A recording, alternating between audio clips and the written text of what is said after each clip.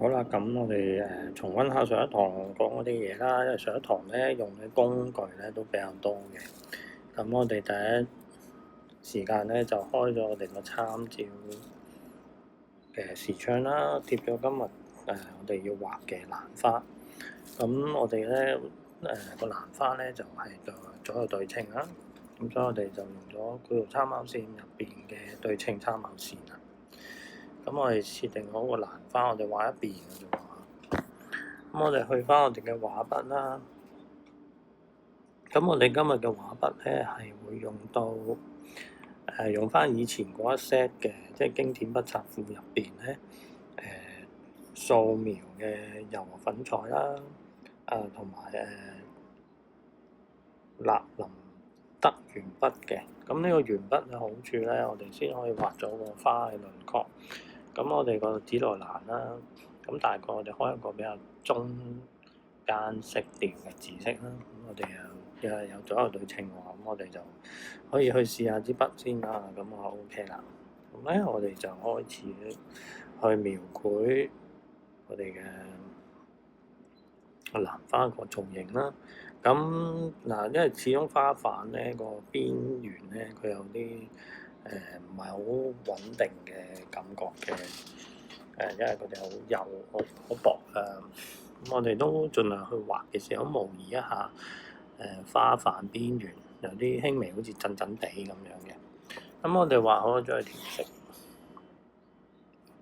咁大家都記得個臨界值咯。咁喺畫面嘅上方咧，會見到色彩快填嗰度咧有個臨界值。咁大概20幾咧就可以填得滿呢朵花㗎啦。咁我哋會見到邊緣嗰度可能有啲地方唔係好實，咁我哋自己去填補翻佢啦。咁始終填少少咧，好過成塊咁大面積喺度填啦。好啦，咁我哋完成咗一個花嘅外形啦喎。咁如果最緊要啊，就係先睇下你滿唔滿意啦。如果你覺得個花嘅造型有咗少少執多少少喎，咁再執下佢啦。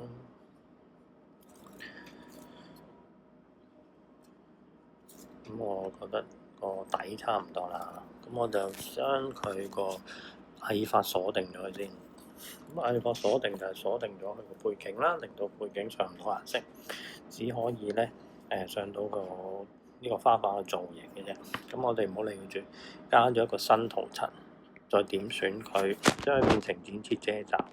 咁剪切遮罩嘅功能咧就係喺呢一個圖層啟動咗剪切遮罩之後咧，佢只會對應你下邊有顏色嘅圖層嗰個面積嘅啫。咁而家咧我就剪切咗啦，就上一個相對淺色啲嘅紫色。咁我今次就要轉做柔和粉彩嘅話，咁咧支柔和粉彩咧就大家睇到啦，佢擦出嚟個顏色咧係有啲類似真粉彩咧畫落去嘅，有啲磨砂感。咁我哋最簡單咁樣加少少色先啦。咁我繼續咧再加圖層，都係將佢變成剪切遮罩啦。咁我一路變色咯喎。咁咧由一個紫色咧慢慢漸變入去一個黃色啦。咁所以我哋先要咧去調校一下個花嗰個顏色啦。然之後咧繼續由個花嘅中間咧，慢慢將個顏色擴展出嚟，一路變成一個檸檬黃，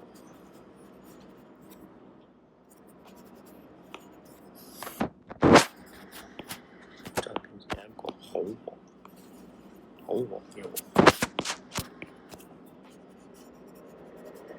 咁我哋大概就係咁樣畫咗佢先。咁之後我哋將手指啦，手指呢個筆嘅工具都一樣話，都係要將佢變成柔和粉彩嘅。咁我哋就喺上邊咧，就將個顏色咧推下佢，將佢混合，令到佢哋咧顏色之間咧嗰個漸變感咧就會提升啊！當然每一個圖層都有顏色嘅圖層都需要咁做啊，將佢混一混合。咁大概有個底喎，咁我再翻去轉頭啦，去翻個底嗰度紫色啦，我先吸翻我本身嗰個紫色先，然之後咧因為要加深，咁去翻油畫粉彩啦。咁我呢一個圖層咧就係用咗阿爾法鎖定，所以嗰個圖層咧俾大家睇下啦。咁啊係會有分別嘅，因為我就將佢會破壞咗本身個顏色啦。咁但係圖層剪接遮罩咧個好嘅地方就係唔會破壞你每一個顏色嘅圖層。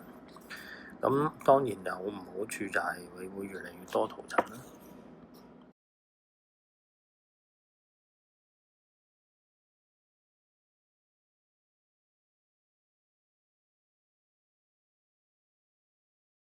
繼續都係剪接遮罩嘅，我哋一路向上咧都係剪接遮罩。咁我哋中間畫嗰啲花嗰啲中間花蕊嗰啲紋理，咁都係開翻佢度做啦。咁咧，然之後我哋就開始畫啦。咁我嗰個顏色咧係紫色嚟嘅，但係咧就多咗啲黑嘅感覺啦。咁因為咧，始終呢朵花個瓣本身個主要顏色都係紫嘅。咁我哋喺畫啲好深嘅地方嘅時候咧，都盡量配合翻有啲紫色嘅感覺啦。所以喺開顏色嘅時候咧，就算好深好深色咧，都要有個紫色喺入邊嘅。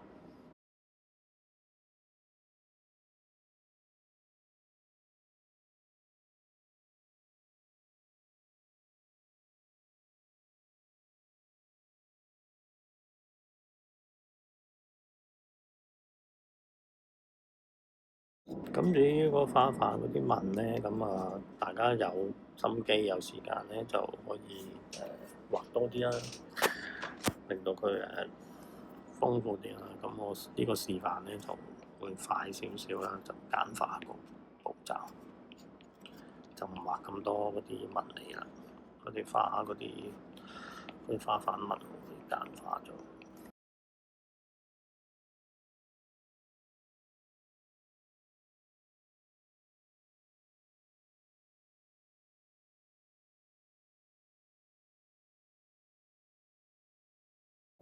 咁因為我而家要畫白色，咁白色咧，我哋有陣時喺個色圈入邊咧好難揾嘅。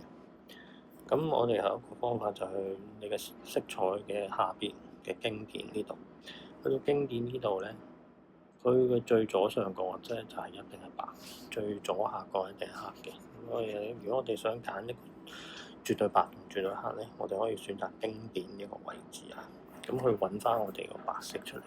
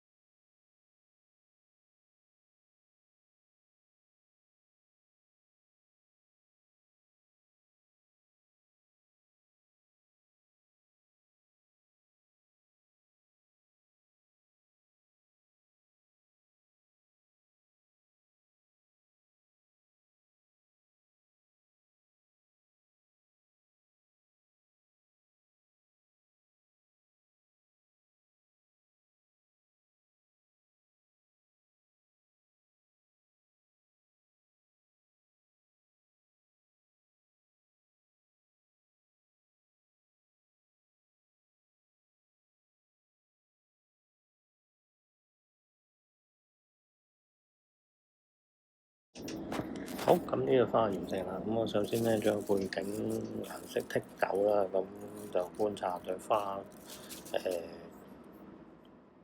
覺得如何啦。咁如果覺得 OK 咧，咁我哋就去下一步啦。咁我哋咧要先將呢朵花咧群組咗佢先。咁大家要留意下咯喎。咁我哋先要選取晒我哋想要嘅圖層嘅。咁我哋點咧？我哋隨意選咗一個啦，然之後將我哋另外需要嘅圖層咧向我哋嘅右邊推一下，佢會變成淺藍色嘅。咁我哋將我哋都需要嘅圖層咧選好晒之後咧，咁我哋就見到右上角有個群組呢個字啊，咁我哋就撳佢，佢就會變成一個新群組。咁我哋可以改名啦。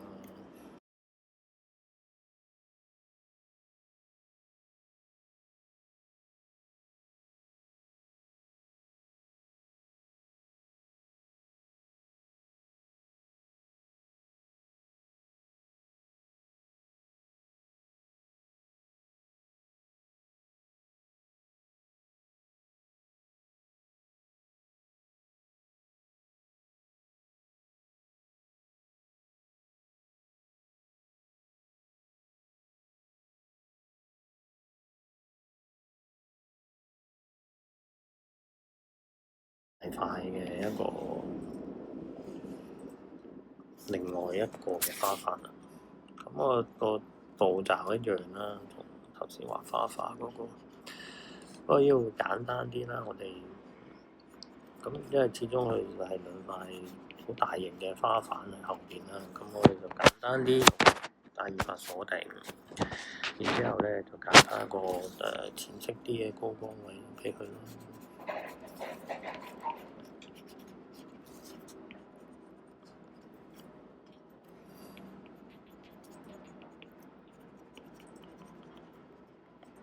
加翻一個深色嘅入邊，就做一個好似係陰影暗嘅效果啦。之後我哋都係用個手指咧，將啲顏色推移混合，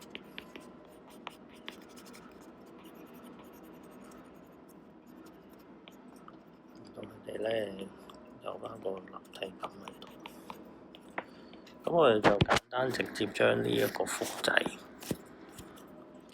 用箭嘴工具咧將佢移動啦、旋轉下啦、自由變形咧，去將佢變成一個有少少唔同嘅形狀啦，將佢移動。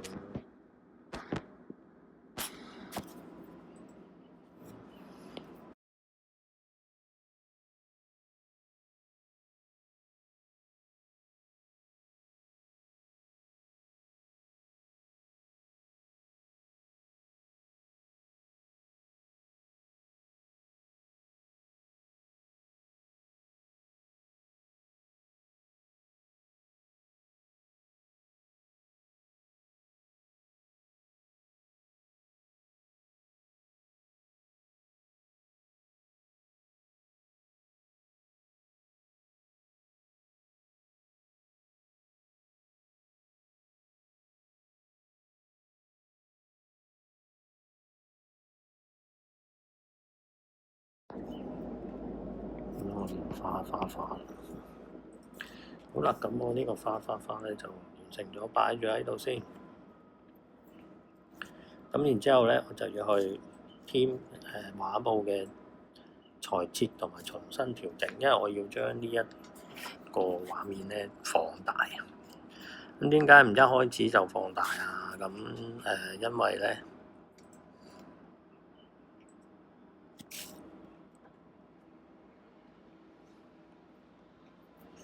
我想集中啲精神，我先畫好咗一朵花先。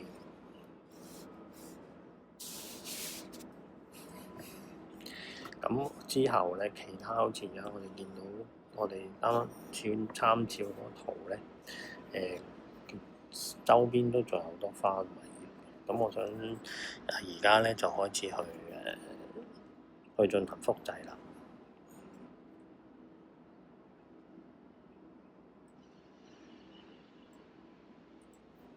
隨意做翻一個尺寸啦。咁我呢個群組咗咧，我移動咧就好方便。好，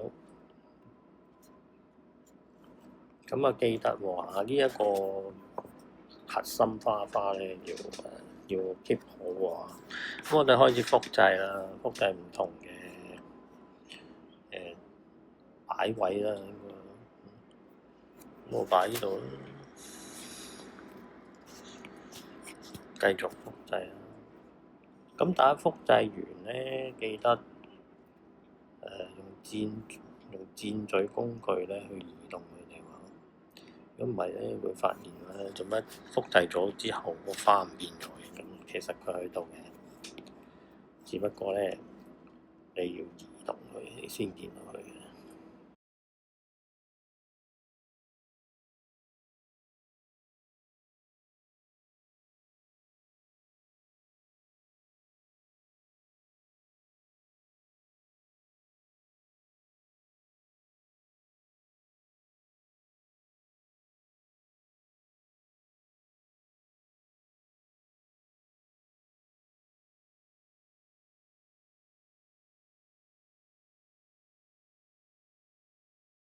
咁而家我就抹翻個背景顏色咧，咁啊有一個好深色嘅綠，咁我就直接喺度咧調校個背景顏色，然之後咧再喺個上開一個新嘅圖層，咁呢個圖層咧就係畫一啲樹葉，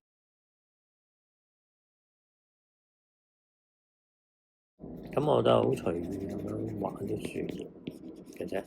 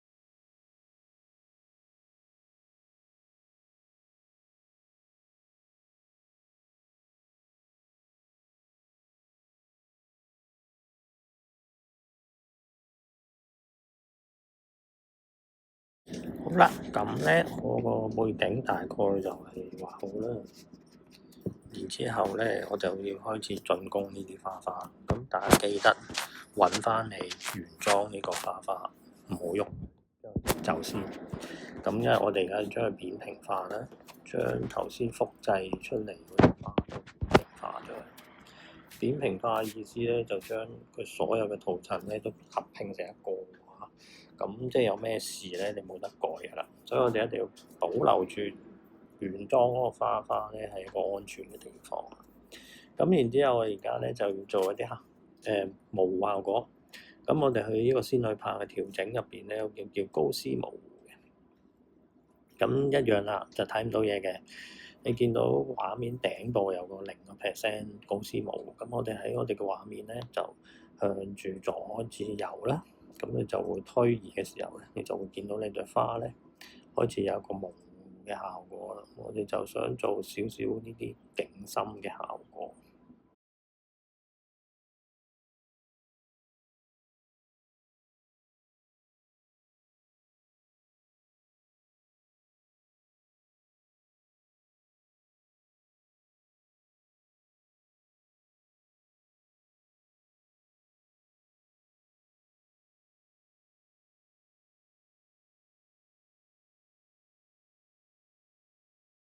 前後感啊，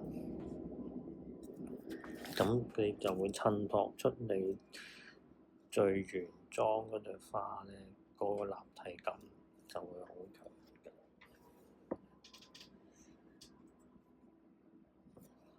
咁我呢度再複製多一個個擺喺呢邊，細細地攝埋呢個角頭。